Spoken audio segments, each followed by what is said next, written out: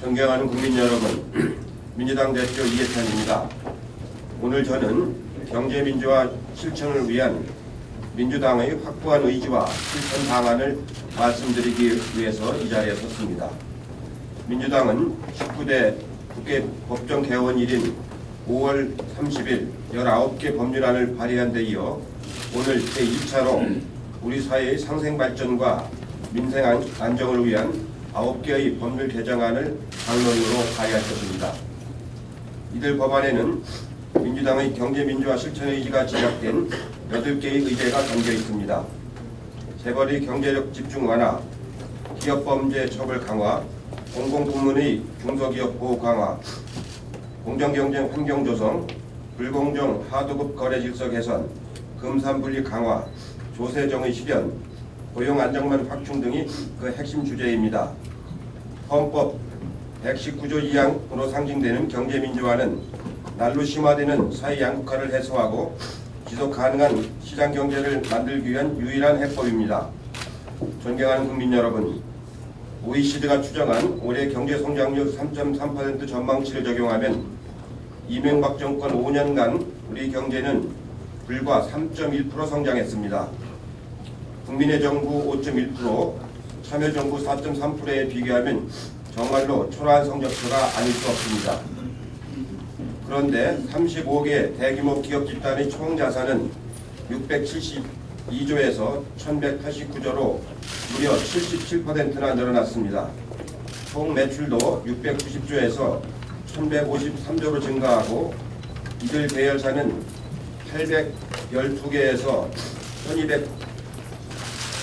812개에서 1205개로 43%나 늘어났습니다.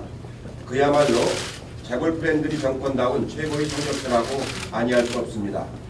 이 같은 재벌 성공 시대를 뒷받침한 것은 부자 감세, 재벌 특혜, 바로 전략적인 엠비노믹스였습니다.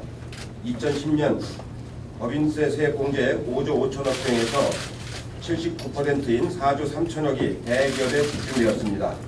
그야말로 대기업은 땅짓고 헤엄치기 한 것입니다. 더구나 이명박 정권은 출제 총액 제한제도 폐지, 금산분리 완화 등 재벌을 위해서는 물불을 가리지 않는 재벌 마름 정권이었습니다.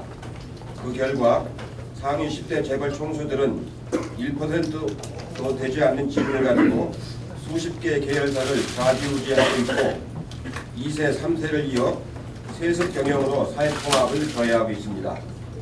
이제 재벌은 사회의 모든 것을 잠식하는 단계에 진입하고 있습니다. 중산층과 서민의 눈물을 짜내는 연 20%대 이자까지 받는 카드업부터 빵집, 떡볶이, 순대까지 서민이 마지막 생계수단마저 재벌들이 손쉬운 돈벌이 수단으로 전락하고 말았습니다. 대한민국이 위기에 처해 있습니다.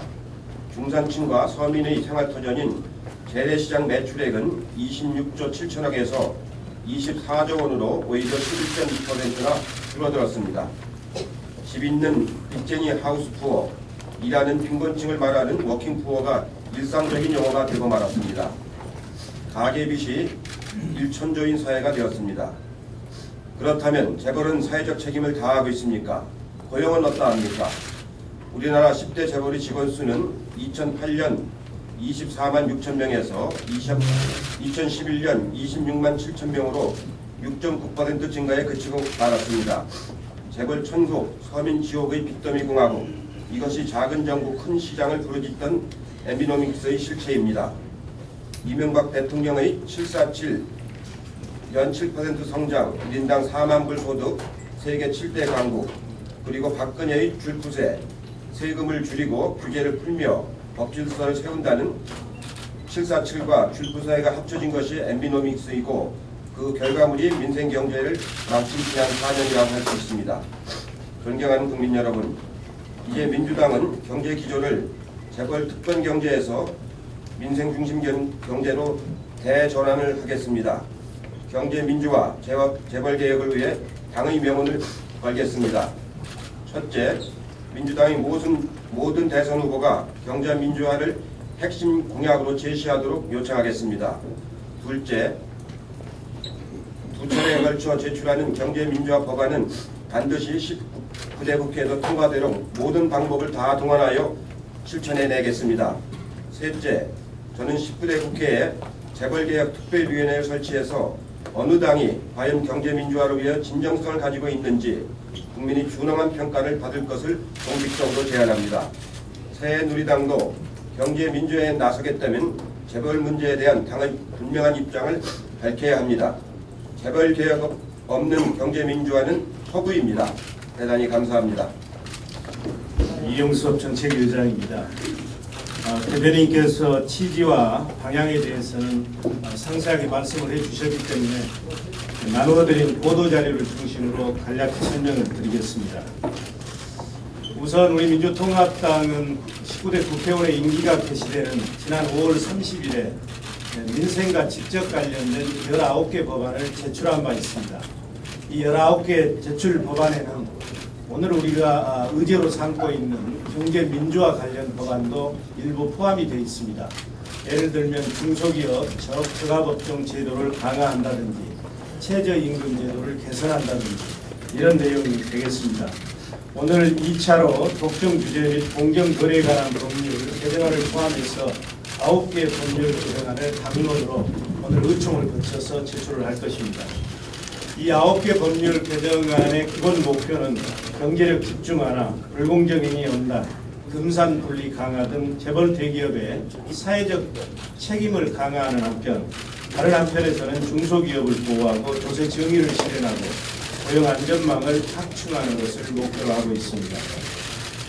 이 민주당이 추진하고 있는 경제 민주화의 개념에 대해서 말씀드리면 실은 경제 민주화는 매우 어려운 용어입니다.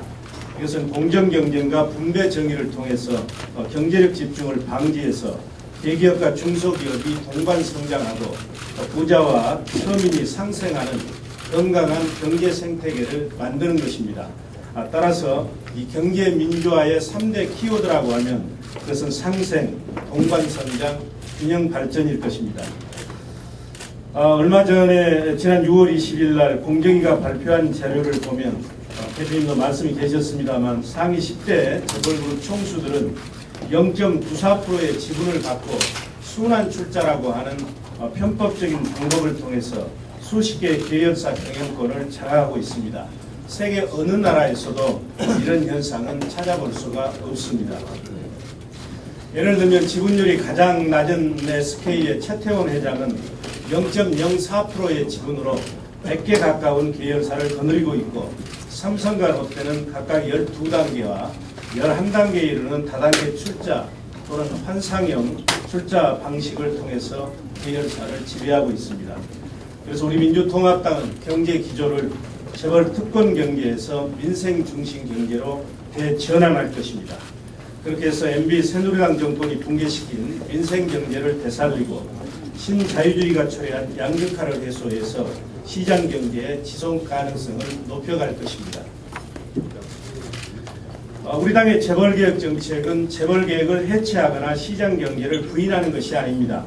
재벌의 순기능은 살려나가되 재벌 오너들의 탐욕은 규제해서 중견기업과 중소기업의 성장 토대를 마련하기 위해서 소수 재벌에게 경제력이 과도하게 집중되는 것을 완화하고 재벌들이 깨끗한 부를 추구하도록 불공정 거래 행위에 대해서 엄정히 처벌하고 시장 경제의 지속 가능성을 높이기 위해서 관련 제도를 개선하자는 데 목적이 있습니다. 많은 분들이 새누리당의 경제 민주화, 민주당의 경제 민주화는 무엇이 다르냐고 묻습니다. 태생적으로, 질적으로 크게 세 가지가 다르다고 생각을 합니다. 우선 첫 번째로 새누리당 경제 민주화 정책은 진정성이 없습니다. 지난 4년간 친저벌 정책을 펼쳐서 사회 양극화를 심화시킨 장본인들이 금년에 들어서 양대 선거를 앞두고 겉으로만 경제 민주화를 앞세우고 있습니다. 민주통합당의 경우에는 경제 민주화는 정체성이고 존재의 이유입니다. 지난해부터 이미 경제 민주화 특위를 두고 지속적으로 추진해 오고 있습니다. 두 번째로 새누리당 경제 민주화 정책에는 알맹이가 없습니다. 경제 민주화의 핵심 내용인 출자 총액 제한 제도, 순환 출자 금지, 지주회사 행위 규제 강화, 금산 분리와 같은 재벌 개혁에 관한 내용이 없습니다. 이런 내용으로는 경제력 집중이나 문어발식 확장을 막아낼 수가 없습니다.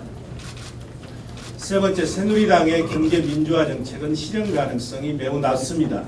새누리당의 DNA는 경쟁, 효율, 친대기업이기 때문에 대선이 끝나면 제자리 찾아 돌아갈 가능성이 매우 높습니다. 우리 민주통합당은 금년에 국회에서 반값 등록금 실현, 양질의 일자리 창출과 같은 민생 법안과 관련 예산 확보에 최선을 다하는 한편, 다른 한편에서는 보편적 복지, 경제 민주화, 한반도 평화 등 3대 개혁 입법이 국민들께 약속한 대로 차질 없이 추진할 수 있도록 당력을 집중해 갈 것입니다. 오늘 의총을 거쳐서 제출한 9개 법안에 대한 내용이 3쪽에 표로 정리가 됐습니다. 제가 간략히 말씀을 드리겠습니다. 여기 법률 수는 이제 9개 법률이고 개정안 발의건 수는 12건입니다. 6건은 이미 우리 의원들께서 제출을 했기 때문에 당론으로 추인을 할 것이고 나머지 6건은 오늘 당론으로 발의를 합니다. 우선 재벌의 경제력 집중을 완화를 위해서 독점 규제 및 공정 거래에 관한 법률이 김영주 의원의 대표 발의로 제출이 될 것입니다. 여기에는 출자 총액 제한 제도가 10대 재벌 기업을 대상으로 순출자에게 순자산에게 30%를 초과하지 못하도록 규정이 될 것입니다. 그리고 상호 출자의 탈법적 회피 수단인 순환 출자를 금지시켰습니다. 지주회사의 행위 규제도 강화를 했습니다. 부채 비율을 현재 200%에서 100%로 내리고 지주자회사 지분율도 40%에서 50%로 올리도록 했습니다. 상장 기업의 경우에는 20%에서 30%로 올렸습니다. 법인세법의 경우에는 홍종학 의원이 대표 발의해서 이미 제출이 됐습니다. 그래서 추인토록 하겠습니다. 이것은 상호 출자 제한 대상 기업 집단 간에 배당을 수령한 경우에는 현재는 그 배당을 입금 불산입해서 법인세를 가세하지 않고 있습니다만 앞으로는 경제력 집중을 완화하기 위해서 이런 기업 집단 간에 주고받는 배당도 입금으로 산입해서 법인세를 가세하도록 하겠습니다. 마찬가지로 재벌 기업들이 다른 계열사에게 출자하기 위해서 돈을 빌려오는 경우 빌려오면 이제 이자를 지급해야 되지 않습니까? 이 이자에 대해서 비용으로 인정해 주지 않도록 할 것입니다. 두 번째는 이제 금산분리에 관한 내용입니다. 우선 은행법은 김기식 의원이 대표 발의해서 제출이 됐기 때문에 오늘 추인을 할 것입니다. 산업자본의 은행 소유 지분 한도를 현재 9%에서 4%로 하향 조정할 것입니다. 금융지주회사법도 김기식 의원이 대표 발의했습니다. 이건 추인하도록 하겠습니다. 이거는 보험이랄지 생명이랄지 이 비은행 지주회사의 일반 기업 자회사 소유를 금지토록 할 것입니다. 그리고 비금융 주력자의 은행 지분을 4% 이상 취득하지 못하도록 금지할 것입니다. 다음으로는 사면법입니다. 이건 오재세 의원이 이제 대표 발의할 것입니다. 특정 경제 범죄 처벌법 위반으로 징역형의 3분의 2 이상 형기를 채우지 않았거나 집행유예 기간 중에 있는 경우에는 대통령의 재벌 기업주에 대한 사면을 제한토록 할 것입니다. 그 다음에는 국가를 당사자로 하는 계약에 관한 법률입니다. 홍정학 의원이 대표 발의할 것입니다. 재벌 계열사의 공공계약 입찰 참여를 제한할 것입니다. 그리고 담합 등 중대 범죄에 대한 전속 고발권을 폐지하는 법률안은 제가 독점 규제 및 공정 거래에 관한 법률 개정안을 발의할 것입니다. 그리고 부당 내부 거래에 대한 규제 강화는 우리 정호준 의원이 발의를 했기 때문에 오늘 의총에서 추인할 것입니다. 하도급 거래 공정화에 관한 법률은 이상직 의원이 대표 발의했고 오늘 의총에서 추인할 것입니다. 이것은 그동안은 징벌적 손해배상 제도가 기술 탈취에 대해서만 적용을 했습니다만 앞으로는 물품 구매 대금 등의 부당 결제 청구 그리고 경제적 이익의 부당 요구 그리고 감액 금지 위반했을 때는 1배에서 3배까지 징벌적 손해배상 제도의 범위를 넓히고 벌칙도 강화하려고 하는 것입니다.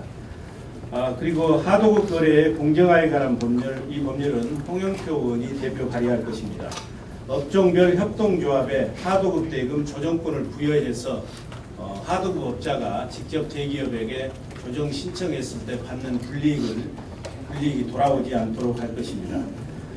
다음으로는 소득세법 개정안입니다. 그건 이용석 의원이 발의를 했고 오늘 의총에서 추인할 것입니다.